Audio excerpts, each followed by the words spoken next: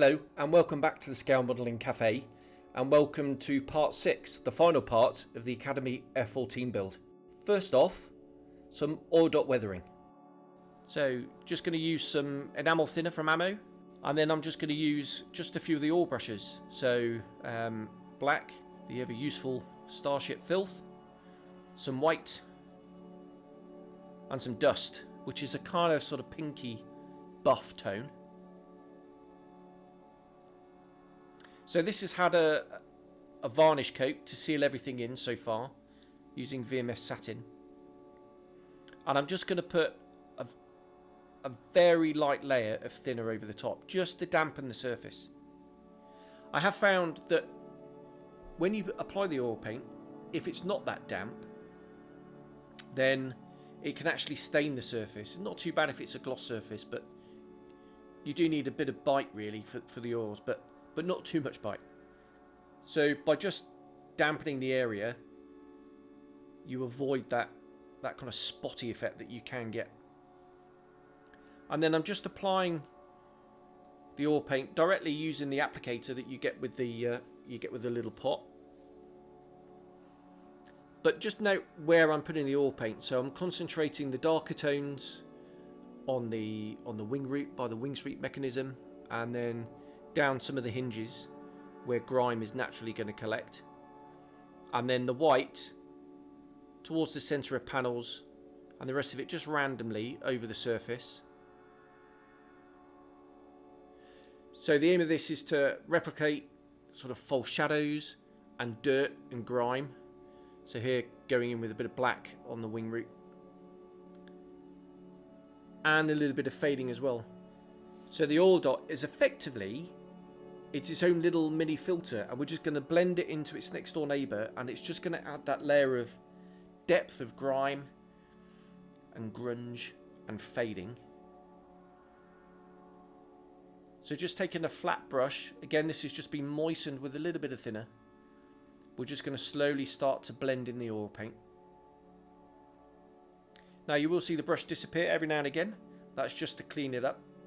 Otherwise you end up with a complete mix of colours all on the brush, and it all goes into one blob, if you like, just like one filter, and that's not what we're trying to achieve. We still want that tonal variation between the tiny little dots of oil paint everywhere. And I thought I could have sped this up, but I thought actually it'd be quite useful just to see how long it actually takes in real time. So please bear with. But you can see I'm just going to go back in, work in the oil paint. I'll do a new area, and then what I'll do is I'll go back and I'll start blending where I've already started the blending, and just go backwards and forwards, backwards and forwards. So that's the kind of first stage done. You can see there I'm going straight back at the top, and just with a very gentle, very light tapping motion, just doing the blending. We're not streaking it back, that's not the effect we're after.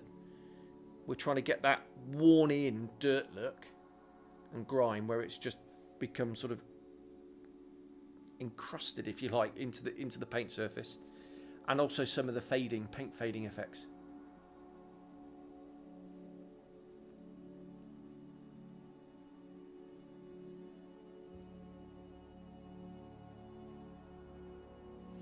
And then coming with the dry brush, we're just going to lightly tap the area. Now the oils are pretty much almost dry here. You can still see a bit of a sheen from some thinner, but there we go. I'm going to regularly take that dry brush away and just try and keep it dry, and just try and soak up some of that thinner. And a hairdryer is really useful here to speed up the drying process. So I've used a hairdryer, and now I'm just going to go back in with the dry brush again, and it's important to really keep this brush dry, because if there's any moisture in there, any dampness, any little bit of thinner, it's going to kind of reactivate the oil paint underneath, and we don't want that.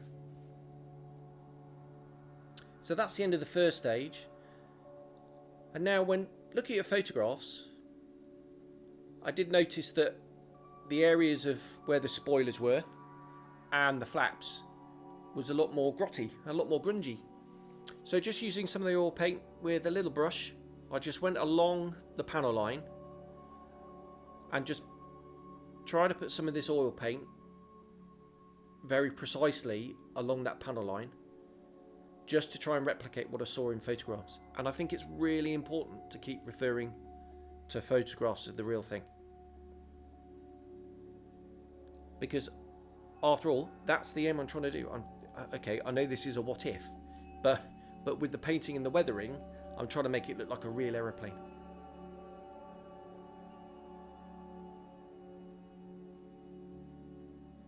So just working that oil paint into the surface with the application, and then we're going to take our soft flat brush again, moistened in thinner, and you can see there I'm working along the panel line. So I'm drawing the oil paint along the detail as opposed to just blending in where it is. I want to concentrate that colour and that oil paint exactly where I want it. So this is precision now. Regular cleaning of the brush, and I'm just moving that oil paint over and along and working it in.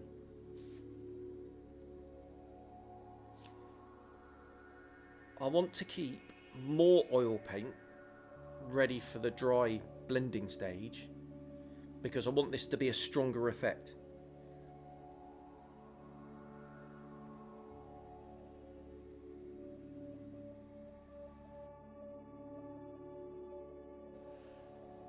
So just using the tip of the brush just to draw it along, just to keep it in that detail.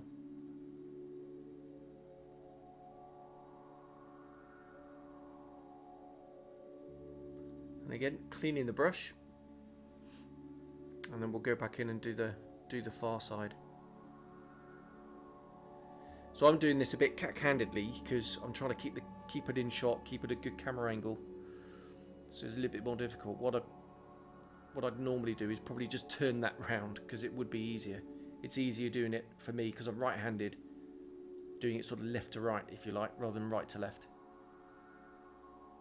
And then again, using the dry brush, and now we're just going to blend that oil paint into the surface.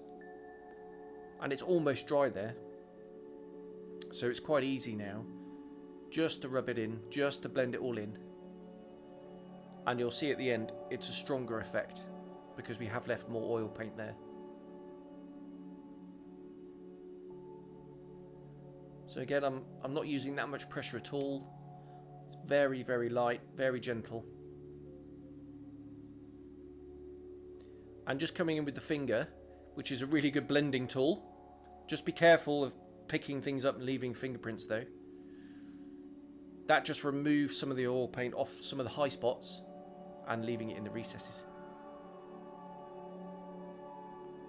So that's the forward bit on the leading edge of the spoilers, and you can see how it's really helped to sort of define that detail. And now I'm just doing some streaking effects. So again, looking at the pictures, I could see quite a lot of dirt streaking over the flaps. And very similar to what you get on an airliner, actually. I'm sure most people have seen that effect over the wings. Modelers, we always have this kind of modeler's eye, don't we? Looking at all these effects. And I'm going to concentrate it around some of the hinges, because obviously that's where you'd get sort of more dirt accumulations.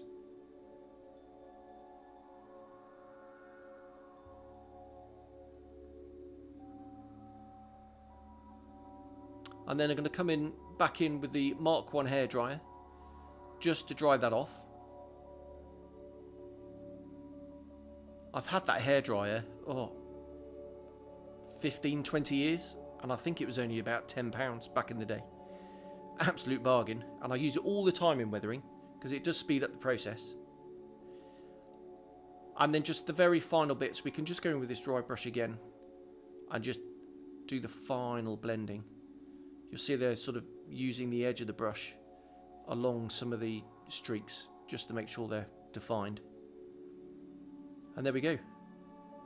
It's all finished. Okay, so the left-hand tailplane, that's had its oil dot weathering and some of the streaking over the rudder. Obviously the right-hand tailplane, that's got some blending to do, but I'm just going to use some of the black oil paint now just to define some of the contours, create a bit of false shadow, a little bit more grime, and it just makes for a more kind of 3D effect, if you like. Makes the surface more interesting to look at. It's almost that you don't actually notice that particular effect when you're viewing it, but all these layers and all these effects just add to the overall sort of feel of the bit. Again, in with the hairdryer, that's going to accelerate things. And in with the dry brush, just to blend that in. And obviously, again, there's more oil paint here, so it is going to be a kind of more obvious effect. But you can see how it kind of highlights the fin from the fairing on the fin. Job done. Okay, now for the sort of flat bit of the fuselage. And you can see I'm using more white here. And the darker tones are more concentrated towards the wing seal and towards the edge. So I'm using the colour to create false shadows and highlights here, as well as the fading and the dirt effects.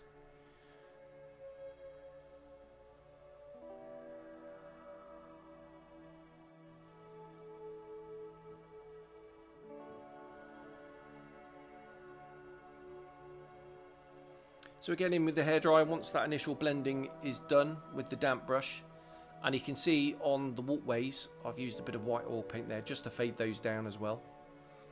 And then in with the soft brush, just for the final blending. And this brush is great because it gets right into those nooks and crannies as well.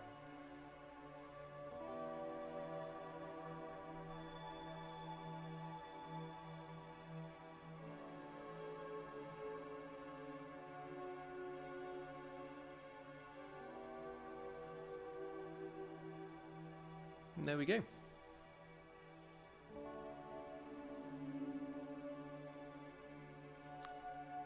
So now I'm going to do some streaking effects. So just applying the paint neat from the oil brusher applicator. I think that was black.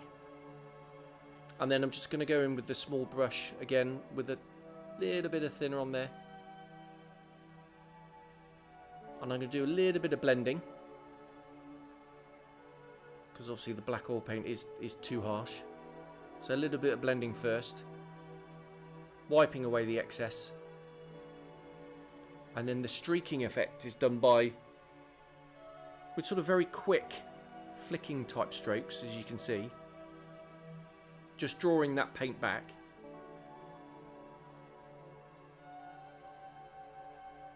And then if you go a little bit too far, so the effect's a little bit too sort of too long, you can just go in, as I'm going to do now, and just blend it back into the surface. And actually it's quite a nice shot you can see there on the left hand side of where I've done the oil work and the right hand side where I haven't.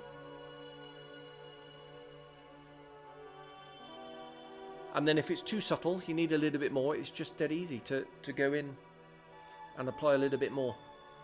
And just play around with it and keep adding, blending, and just keep going until you're happy with the overall effect.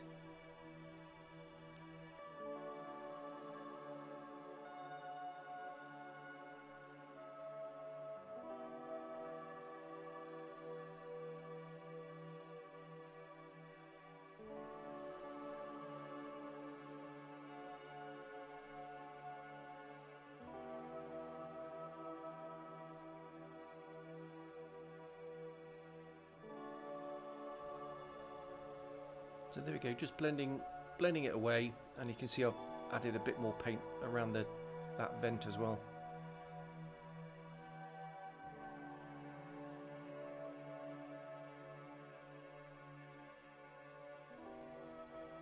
And now for the underside.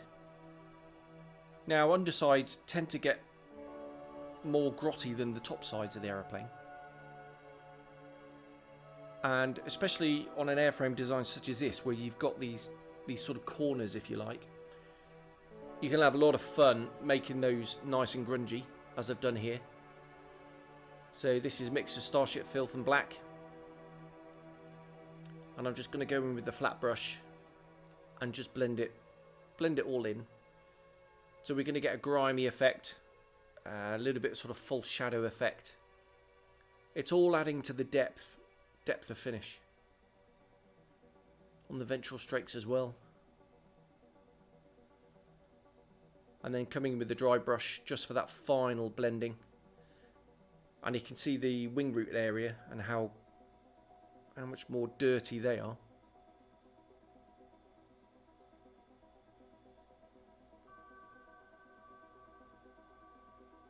Okay, track wash.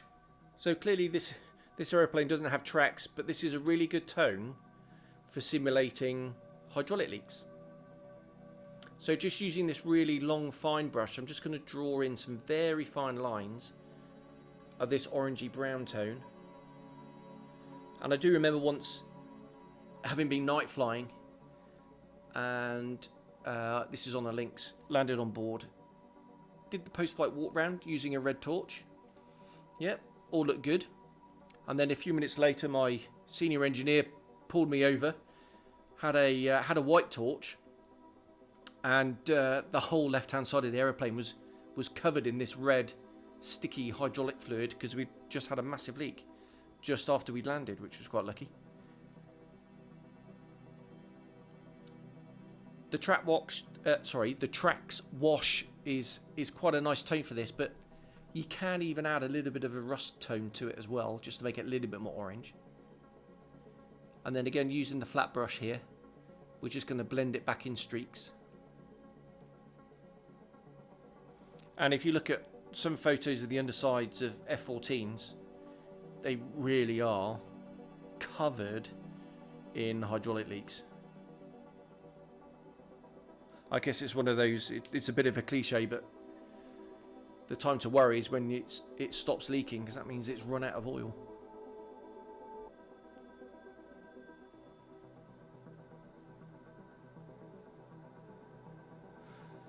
So it's one of those things where you can go in and add more and more and more. This is what I'm doing here on the nacelle, and these tend to leak quite badly, I think, when you look at some of the pictures. So again, I'm just streaking it back. So the source of the leak is the panel line. So streaking it back from there, but you've got to be careful because there's this tendency, like here, to sort of clean the area where the leak's supposed to emanate from. So I'm just reversing the brush, and then we can just clean up the excess. So there you can see the leak starts right from the panel line.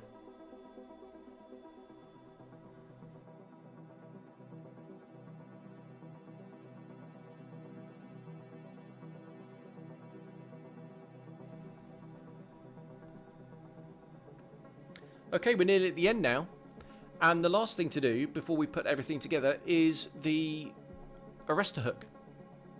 So I'm just going to use this ammo liquid mask, bit of torn sponge in some tweezers,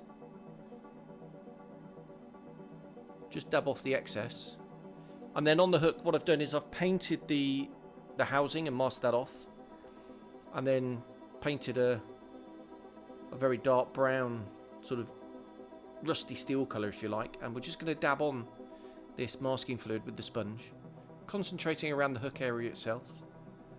Now yes, this is a land-based aeroplane, so I guess we're using a bit of artistic license here,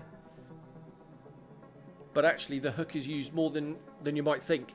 Any sort of hydraulic problem, brake problem, nozzle steering problem, you're going to take the approach end cable on landing, and then any kind of takeoff abort, you're going to be dropping the hook and going into the overrun cable.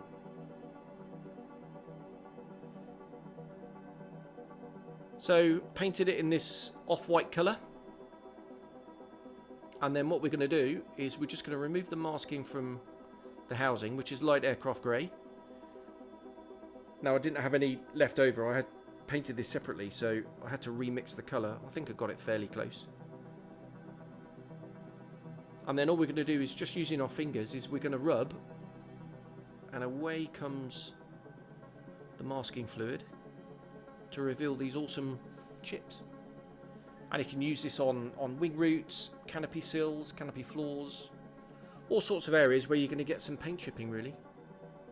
It's a really good, versatile technique. And, you know, a little bit sticks, just use the tweezers just to pick it off.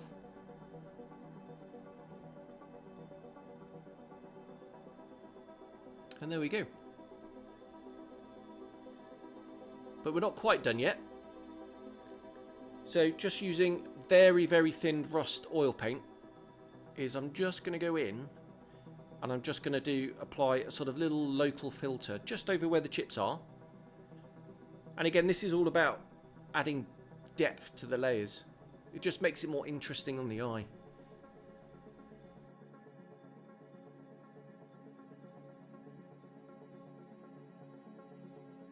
And there we go. A little bit of fun with the arrestor hook. And that's really it. So it's just time for the final reveal. Now, I haven't got one of these funky turntable things, so I've just taken some still shots of the finished model. It's an absolutely beautiful kit. I haven't built the Great Wall Hobby one, or any other 1/72 scale Tomcat, but I can highly recommend the Academy kit. It's a beautiful kit, and with those extras I've put on it, it really does elevate it. And having a little bit of fun with the finishing. So there we go. Thank you very much for watching.